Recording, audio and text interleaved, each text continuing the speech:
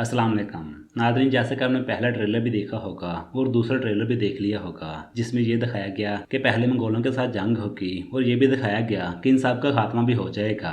उसके बाद उस्मान भाई आगे बढ़ेंगे और कोपिसर किला फतह करने की तैयारी करेंगे। आज हम इसी के बारे में बात करेंगे कि अब कौन सा नया बाज़दीनी कमांडर आएगा जिसकी उस्मान भाई के साथ जंग होगी। आज हम इसी के बारे में बात करेंगे और हसन अलव के बारे में बात करेंगे।